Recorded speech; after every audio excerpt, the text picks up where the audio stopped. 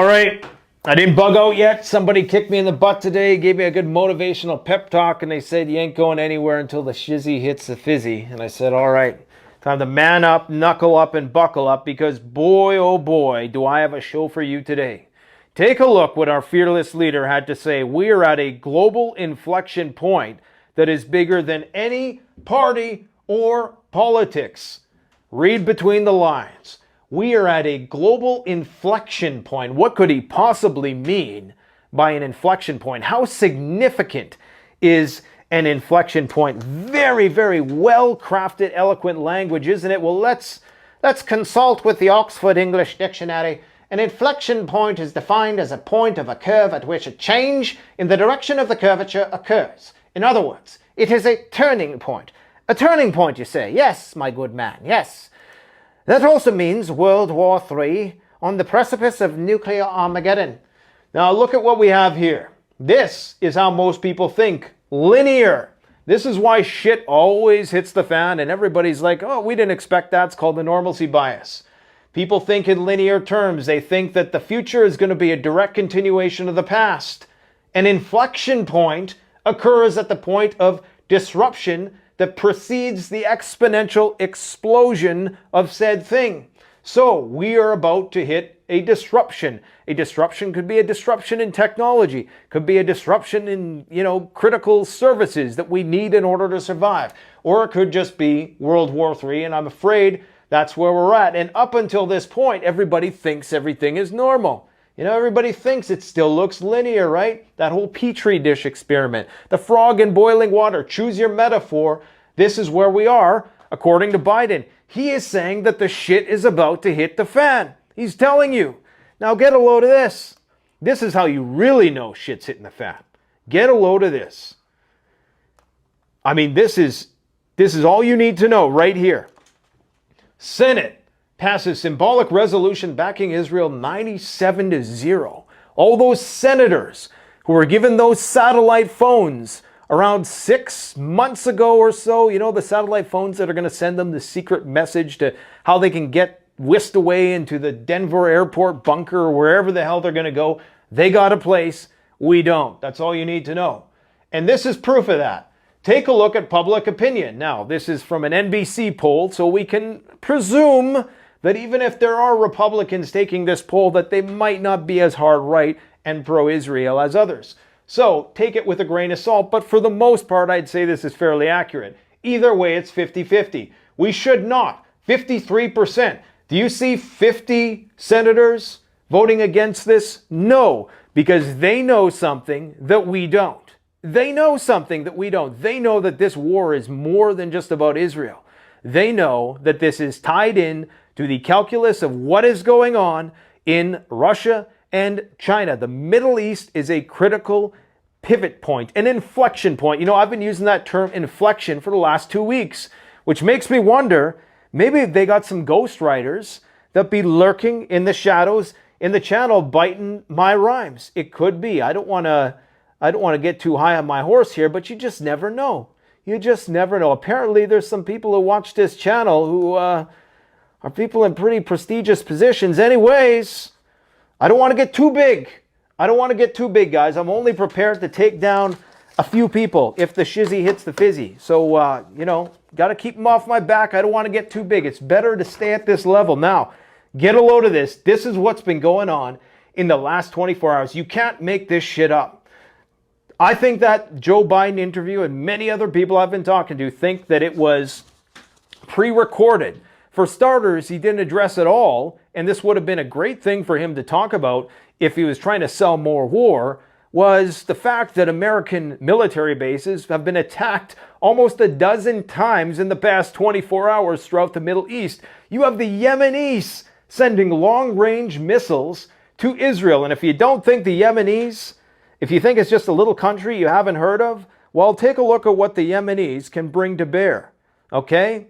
The Yemenis have been dealing with their own civil war that I guess has been reconciled with the Iranians and the Saudis. So these people, they know how to fight a war. They're not afraid to fight a war. The Houthis are a very, I don't want to say bloodthirsty, but they ain't afraid to get their hands dirty. We'll say that much, all right? Now, they're firing a long-range missile that some people didn't even think that they had in the first place. Apparently, it was shot down by a U.S. ship. But did they get this from the Iranians?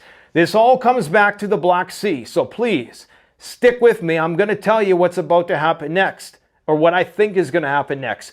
Bear in mind, at this inflection point that we are now at, where things are going to get parabolically chaotic, as Biden says, it is winter. When are you going to do some major bad nuclear war stuff? In winter. Now, I'm not saying that nuclear war is going to happen, but in Middle East, it ain't winter. Okay, Middle East, it's perfectly fine to fight a war there. Maybe the war is going to go to rest. The conventional war, that is, in Russia and Ukraine for now. Some people are saying it is. And then maybe they're going to heat things up in the Middle East. That's why they're rerouting their artillery shells to Israel, and then maybe they're going to pick it up later. If you want to make an investment, invest in companies making artillery shells, because boy, oh boy. Anyways, it is winter. Keep that in mind.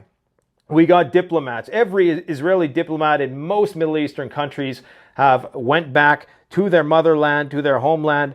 Embassies are being attacked. There's still massive protests across the Middle East.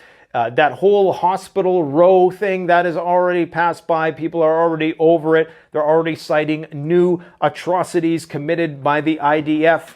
And, I'm not going to jump in on that debate. I tend to do that a lot on social media. And at this point in time, I think we got to stay focused on what they have planned for us. And you easily get derailed in debates about that kind of stuff. But all you need to know is they're already on to the next thing. The Catholic Church that apparently got bombed, that killed a couple hundred people, and that has people in the streets again.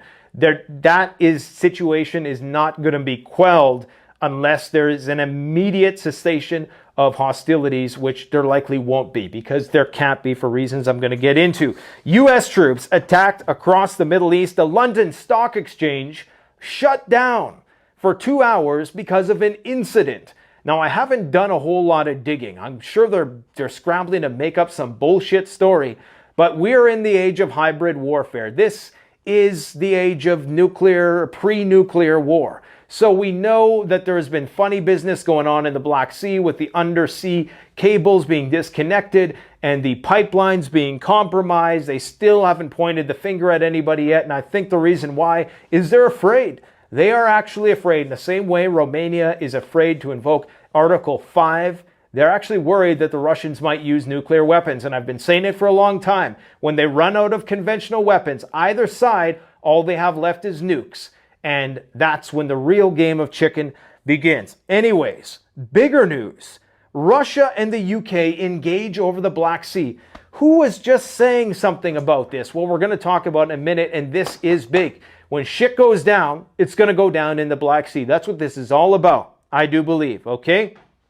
Stabbings, false bomb threats, all kinds of crazy shit, flights grounded, worldwide travel advisory handed out by the State Department. I'm not sure when the last time we seen that was. That is major. You got all kinds of internecine, what would you call it, religious conflict going on between domestic populations in the world. You got Muslims fighting with Christians and Christians fighting with Jews, and everybody's trying to pick a side. And the Jews are in the capital trying to protest on behalf of the Palestinians, and the right saying, why don't you guys go to jail now? Because we had to go to jail and we did it on January 6th.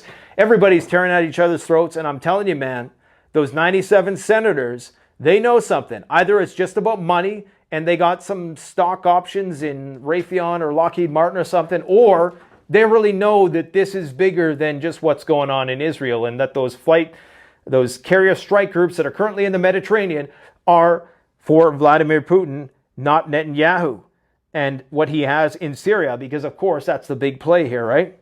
We have gold and oil exploding.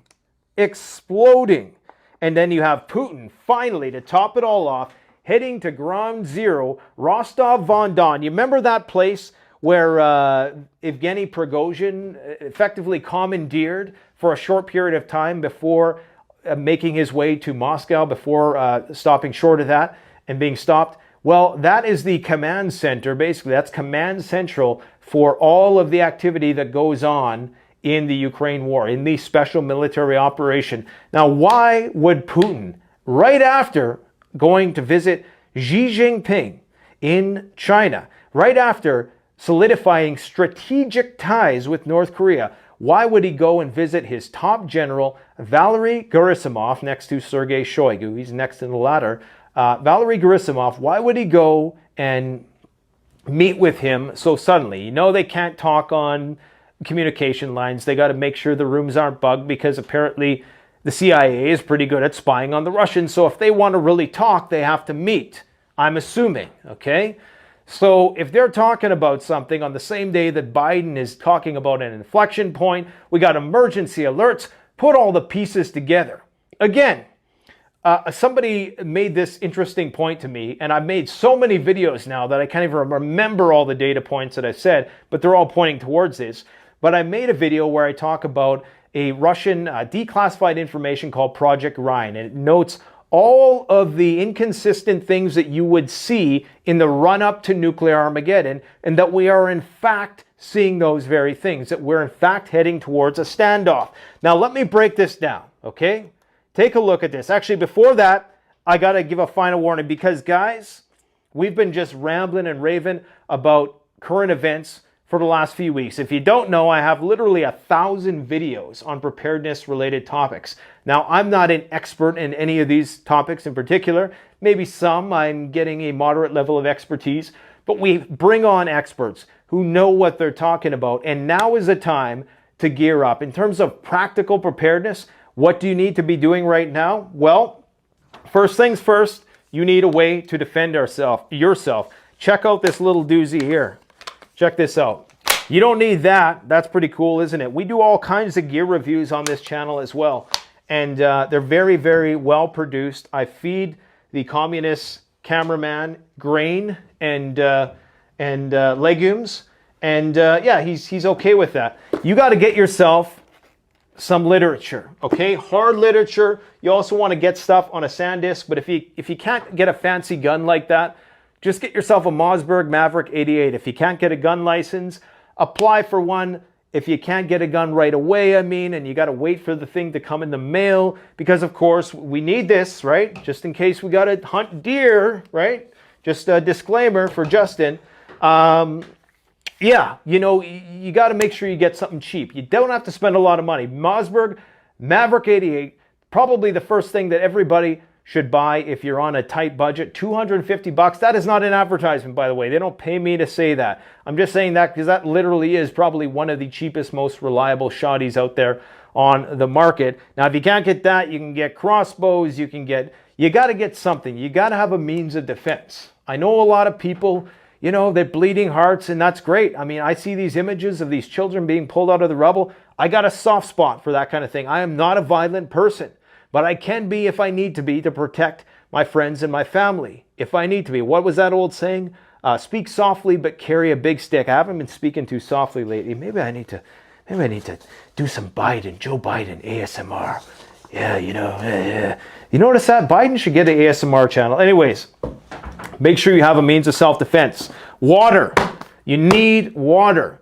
One of the cheapest things that you can do is you go down to a hardware store, and I've done videos on all of these topics, in-depth stuff. So I'm not going to break it all down. I'm not going to waste a lot of time because I want to tell you what's about to happen next, or what I think is about to happen next.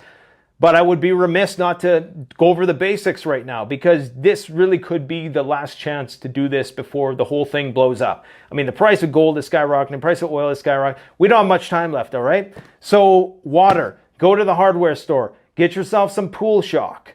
Calcium hypochlorite, you want at least 60%. With that, you can make bleach. And with that bleach, you can purify water. That's the cheapest way you can do it. We sell a wide variety of Swiss-made Katadyn water filtration systems, MSR. You can spend hundreds, if not thousands of dollars on a good water filtration system. You can get the Berkeys. There's a little controversy around that right now. We're not going to get about that. I probably should do a dedicated video about that. You can get the gravity-fed filters, personal life straw filters. There's tons of filters on the market. But what I would recommend, because most people, you don't have a bunch of containers lying around to store water in. Of course, if the shit hits the fan, you got to start filling stuff up around the house, whatever you can. We've talked about what to do in the run-up to nuclear war. We have a dedicated video about that. but probably one of the best products is the water bob, okay? You just put this in your bathtub, you fill it up with water, it's gonna keep all that bacteria and viruses out, it's gonna keep it contained. I'm not sure what the capacity of this is. I'm sure it's something like 100 gallons. Yeah, stores up to 100 gallons. There's a pump, and it's relatively inexpensive. It's just a piece of plastic. You throw it in the closet, and if the shit hits the fan, and those electricity that pumps, that powers those water pumps is going to stop, then you need to capitalize on that while you can and get it before it stops coming through your faucet, all right? So I'm gonna do a spontaneous freak show sale, and we're just gonna say 20% off water bobs. CanadianPreparedness.com. We'll lose money, that's all right. You got to make sure you get your tools. You have to have a means of procuring firewood. If we're descending into winter and you don't have yourself a wood stove, go watch the videos where we show how you can outfit your home with a wood stove. It's not that hard. If you have a window, you can do this. Is it going to be up to fire code? No. We're talking about SHTF, Karen, okay? So, you know, don't be worried about botulism and expiration dates and is a little spark hit the floor going to burn down the house? No, be responsible. Don't be stupid, and that won't happen. Medical supplies, okay? CBRN, gas masks, that's kind of the next level stuff that you want to be getting to. But yeah, literature, medication. You can get prescription medications right now. They're about to go to war on 3 fronts. Biden's about to give the Taiwanese, what is it, like $30 billion? $30 billion for Taiwan, $14 billion for Israel, because they already give them billions and billions anyways. And right now, those aircraft carriers there, that's costing us billions of dollars a day that we don't have. You got the Russians, the Ukrainians, so they're going to give another $60 billion. That tells you what the big play is here. They're giving Ukraine $60 billion. $60 billion, all right? I tell you, man, the shit is going down. If you want to support the channel, links in the description. I'm being brutally honest. I don't even know how much longer I want to be holding on to stuff because, you know, it's going to get to the point. It's going to go so fast. And that's the thing, is that most people think, you think those store shelves are full right now. 72 hours is usually the replenish cycle for a lot of those goods. If something pops off in China and they got to reroute those cargo ships around the Taiwan Strait and the supply chain gets in a kerfuffle and there's just these backlogs everywhere and shit goes down in Iran, which it appears it is going to, and the price of oil skyrockets. Imagine if all these things go down at once. That's the inflection point that Senior Biden is talking about. Looks like my camera is about to overheat, so this video could abruptly stop, so we got to get to the main point. 6 days ago, U.S. sends a strike carrier group to the Mediterranean. Hezbollah gets active exchanges of fire 5 days ago. That's when and they have missiles that can go 700 kilometers, okay? Now, 3 to 4 days ago, that strike carrier group pulls back as the situation intensifies, out of range of Hezbollah. We got to do this quick because my camera is telling me it's going to crop out for some reason. See how I can fan it a bit. Yeah, that'll work. Probably not going to work. Okay. Putin launches a 24/7 Kinzhal, 24/7 MiG-31s on patrol with Kinzhal missiles 48 hours ago. Okay, all this is happening in the last week. Aircraft carrier goes. Hezbollah makes some moves. Aircraft carrier pulls back. Then you get the MiG-31s armed with Kinzhal missiles put on full 24/7 alert. Meanwhile, DEFCON is popping off everywhere. Everybody's losing their minds in the Middle East. U.S. calls in Mount Whitney Command and Control Ship Advanced Threat Identification that I wanted to go into depth about. This is a very, very important factor in our equation here that we might not get a chance to talk about. Today, we have Russian jets scramble to intercept Typhoon fighters in the Baltic Sea. What the hell is going on? Yesterday, a drone got sent home with its tail between its legs. A recon RQ-D2, whatever the hell you call it, Global Hawk drone that flies around and does recon for the Ukrainians so they can try to target deep into Sevastopol and target the Russians' Black Sea Fleet. That one, for some reason, either it was hacked, it got some electric warfare, or the Russians splashed some more gasoline on it. It turned tail and went home. Today, just after that, you got Typhoon jets coming way out into the Black Sea. Not one, but several with their transponders on. Now that's important because we know they're there all the time. They don't always have their transponders on. The crazy thing about this that most people don't realize is they are there to protect Ukrainian ships. That whole grain corridor that fell through, it was a negotiated agreement. This is NATO getting involved in the war. Now the Russians scrambled jets because as you can see, he's getting pretty darn close to Sevastopol there, right? I mean, that's a UK fighter jet that close to Russia's, what was where they kept their Black Sea fleet. We are so close. Then today you have Russia, or the president, Vladimir Putin, going to Rostov-on-Don to meet one of his highest ranking generals, while Biden says we're at an inflection point and everything is okay. Guys, we are not fucking okay. This is not a fucking okay situation. I'm sorry. It's late enough in the video that I can swear 6 hours ago, intense attacks. Oh, I can't even talk now because this damn camera heat thing has got me all riled up. Okay, 6 hours ago, attacks on American military bases begin to intensify. So as you can see, things are coming down to the wire. Things are contracting. What is the next move going to be here now that they got this Whitney warship? I've been saying it all along. This is all kind of a ploy to move all of the American forces closer to not only Turkey, but also the Black Sea and Russia. What happens next is war breaks out in the Middle East. Ta-da! I mean, is it really that? Yemen just fired a long-range missile at Israel. What are they going to do after that? I mean, Israel's going to have to attack Yemen. They're going to have to do something, right?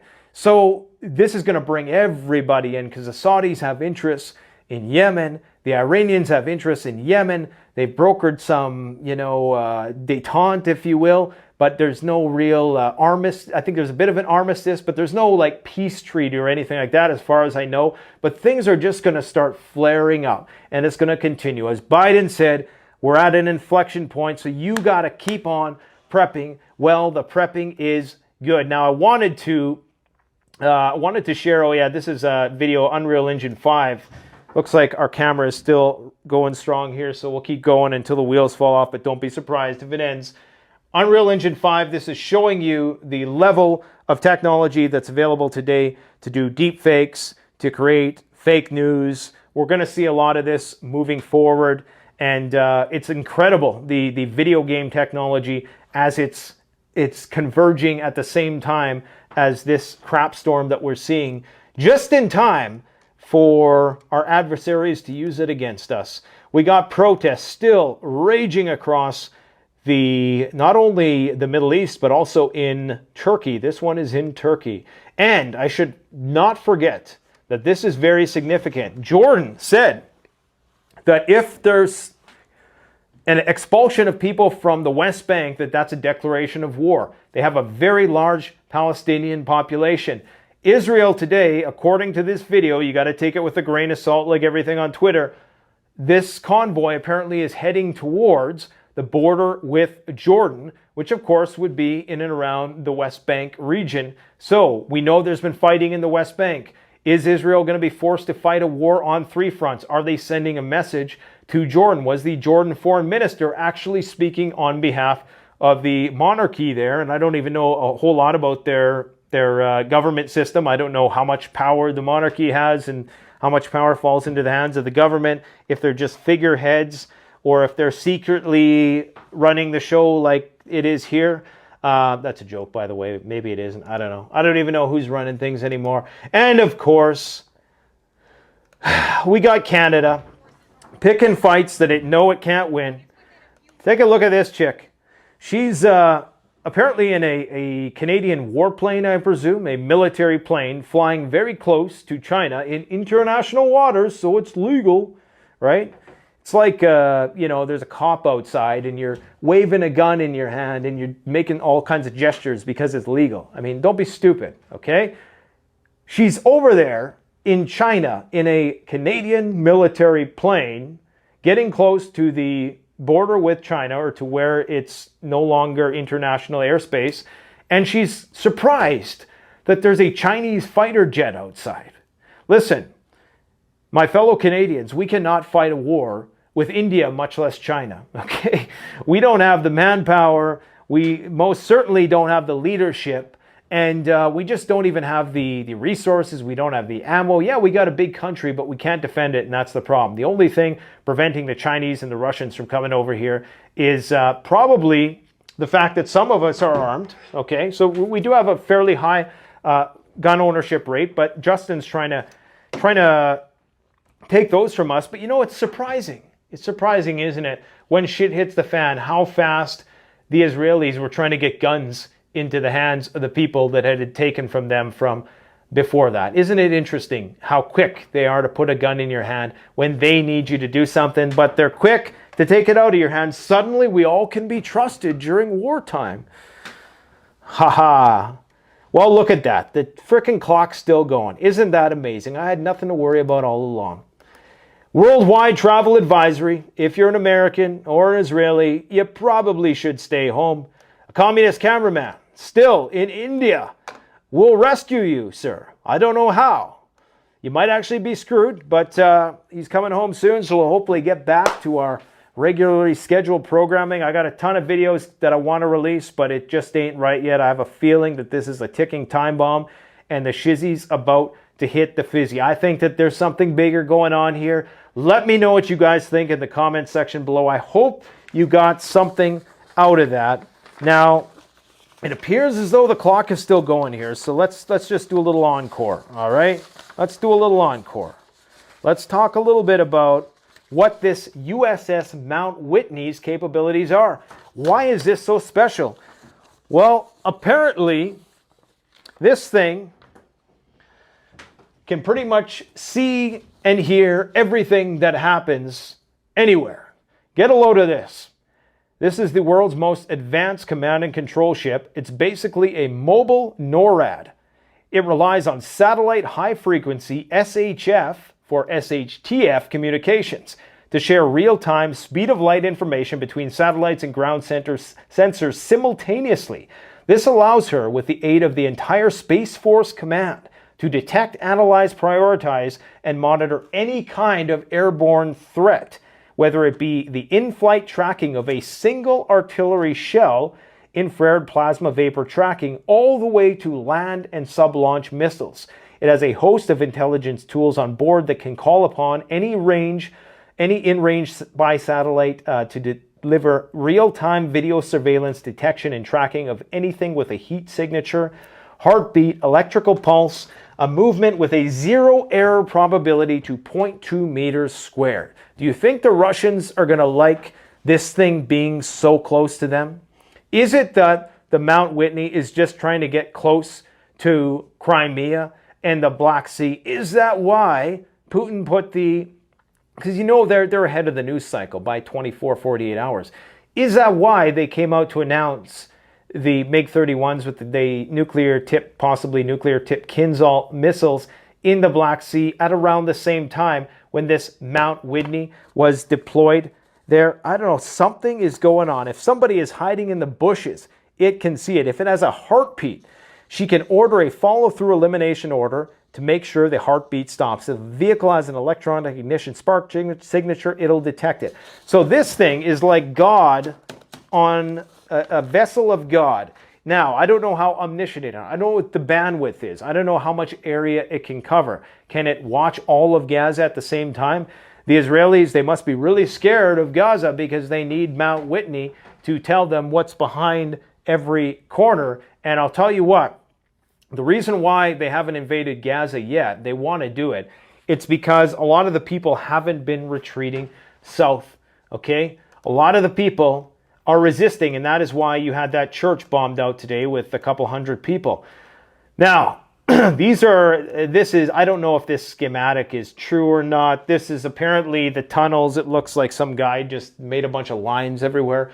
But anyways, hundreds of kilometers of tunnels underneath Gaza City. Of course, a lot of these tunnels are going to be underneath hospitals. They're going to be underneath various places that by international law you're not allowed to target.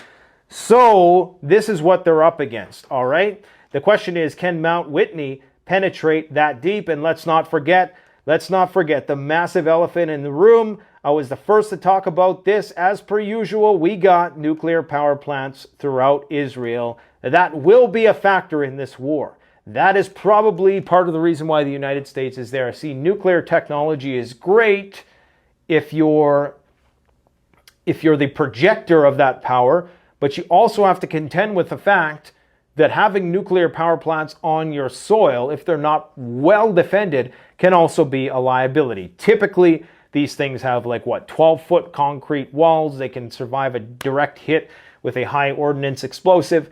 But yeah, so anyways, this is what's going on, guys. This is why they haven't attacked yet. They can see the writing on the wall. The mood is shifting. Young people of the world are not supporting Israel in the way that they used to. Something has changed, okay? And they're seeing this massive movement, this groundswell of support, which is not stopping. They thought it would stop after Hospital Row. It's not stopping. As I said, the first night that happened, I said that it's been etched in people's minds now. You know, the fuse has been lit. And now every other atrocity that it gets committed, air quotes, right? Because, you know, hey, it's a confusing world out there. But you can rest assured that whoever is favored by the establishment, they're probably lying for the most part. So just, you know, take it for what it's worth. Weapons of mass destruction. It's the same thing playing all over and over again. You know, Gulf of Tonkin, Vietnam War, same thing over and over again. So just keep that in mind. But people aren't retreating. They're not heading south like they were told. And there's resistance. So I'm presuming that there's probably still a few 100,000 people in there in the north. And I think what's happening at the border with Egypt and southern Gaza is that Israel is saying, if those people don't move to the south, we're not going to allow you to bring aid into the country. So what they're doing is they're attacking the Gaza border side. They're not attacking the Egyptian side because that would be a declaration of war. And so when if they want to bring in supplies, right when the supplies get in there, the Israelis are attacking it. Now, I think that's part of the problem, or I think that's the threat, and it's happened before. We know they've attacked the border crossing, so they're probably saying, unless those people move back into the south so we can go in there and do our ground offensive, because the last thing they want at this point in time, because it's just going to take a couple more of these things. They had the church thing happen today, just a couple more things, and it's a powder keg. And you will see a full-on descent into chaos throughout the Middle East. The United States will lose every base. Okay, they will be wiped out. And there's targeting critical infrastructure there. There's troops that were injured. They're taking out the natural gas pipelines. They're trying to cut the supply lines to these military bases. Once that's done, they can't resupply. So they have to bounce. They have to get out while the getting is good. And there's just a retreat. You can't fight a fort with a ship. You can't fight several forts with a ship. What are the Saudis going to do? That's the question. How are they going to allow the Americans to exploit their land and their military bases? The military bases that are there. I think they have a military base in Saudi Arabia. Saudi Arabia has American military technology. So we're going to see how this is going to play out, guys. We're going to see. This is not looking good, man. It's not looking good. Apparently, take this one with a grain of salt. Unusual movement of the Iranian Revolutionary Guard's long-range ballistic missile launchers on the Tehran highway. You know, if you ever wanted to know, in hindsight, what World War III, what the run-up to it would look like, all the signs are there. They're all there. There's not going to be, it's not going to be a surprise when it happens. Nobody at this point in time can say there were no signs. And Gerald Celente made a great comment yesterday. He said, it's not going to be called World War III until the first nuclear detonation. That's when everybody's going to be like, oh yeah, it's World War III. And they're going to be like, Nate's been saying it for over a year. Thanks for watching, guys. Take care. Canadian Prepper out.